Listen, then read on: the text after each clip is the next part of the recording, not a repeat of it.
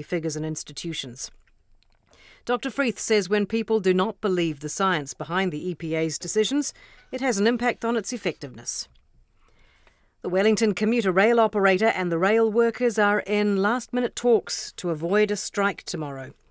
Transdev says it has a strike notice from the Rail and Maritime Transport Union, which would mean there are no commuter train services at all tomorrow. Rail staff also held a one-day strike 2 weeks ago after a breakdown in pay talks. However, Transdev says both sides are going into mediation this morning and they're hoping to make progress. That's the news. With sport, here's Joe Porter.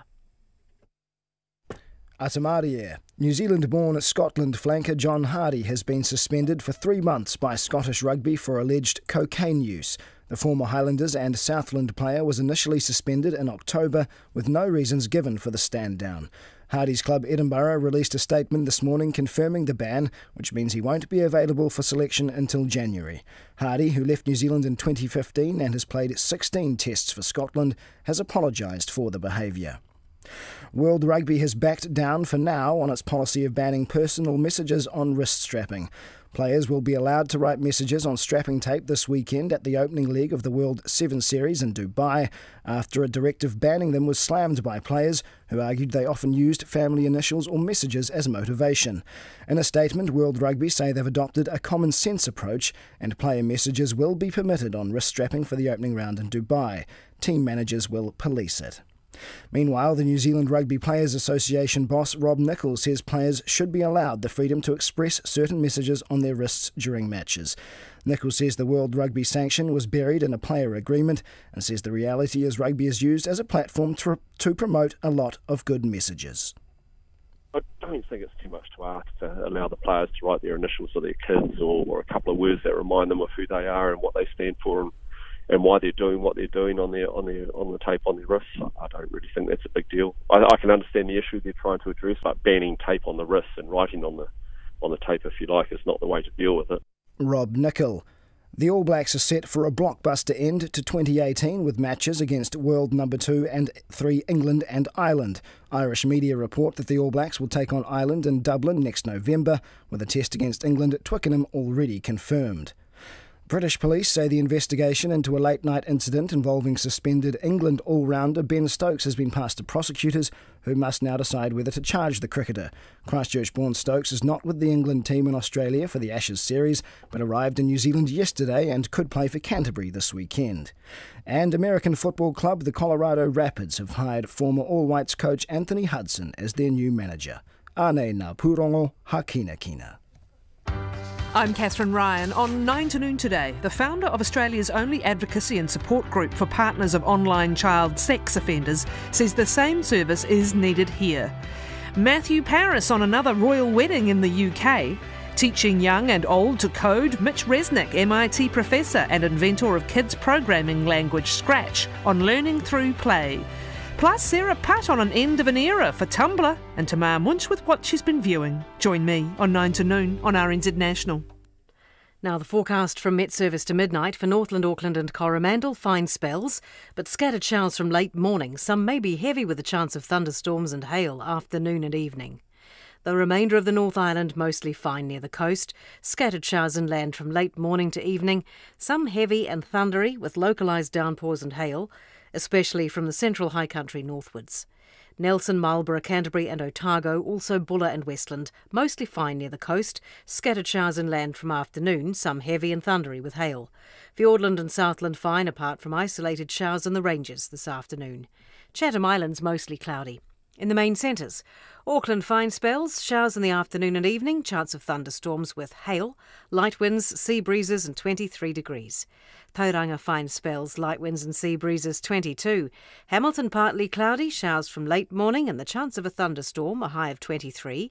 Wellington morning low cloud or fog, then sunny, southerly breezes 21. Christchurch and Dunedin low cloud early and late, otherwise fine.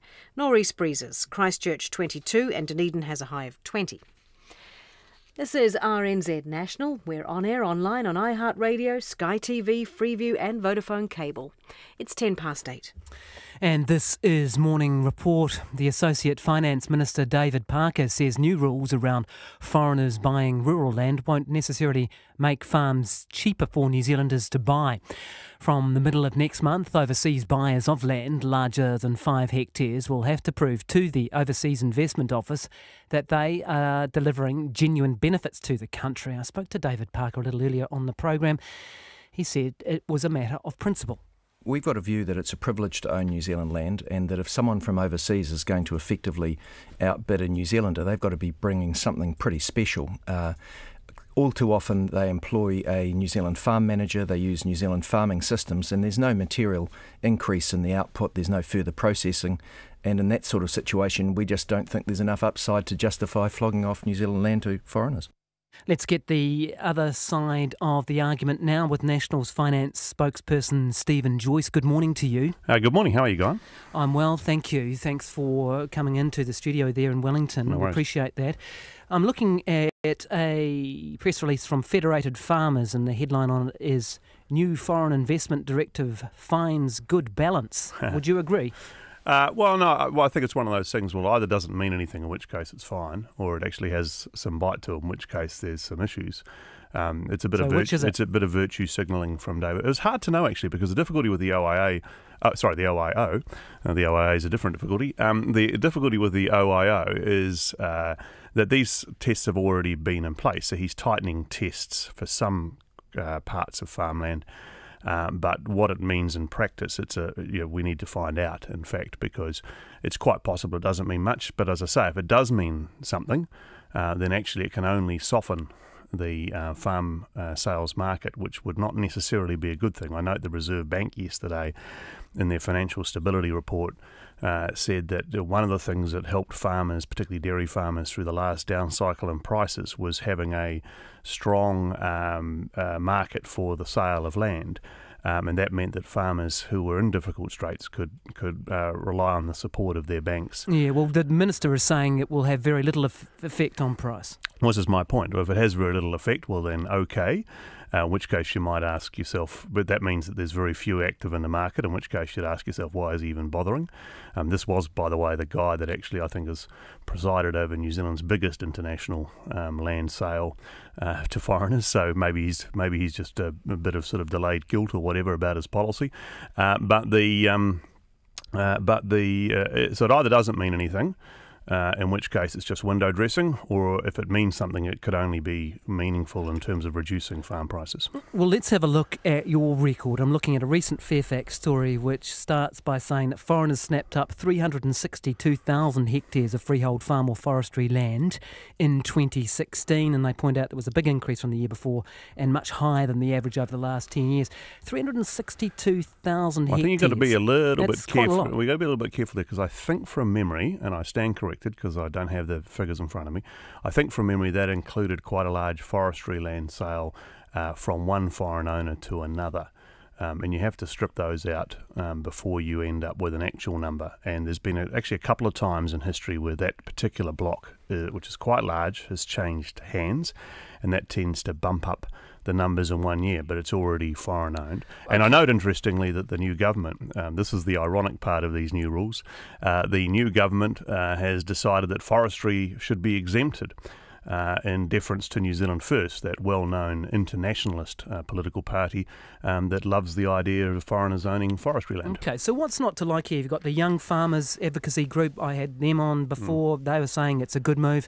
You've got Federated Farmers who, aren't exactly Labour Party supporters. Yep. They are saying it's positive. Their entire statement is positive. We're pleased the government's not closing the door. Well, they're a little bit conflicted. I mean, the short answer is, so you're on your own here, aren't you? Well, I'm just making the point, and I'm not dying in a ditch on it. You asked me on, but the point is this: that if you're the buyer of a farm, yep, absolutely, the least competitors in the marketplace is the better it is for you, because you get a lower price.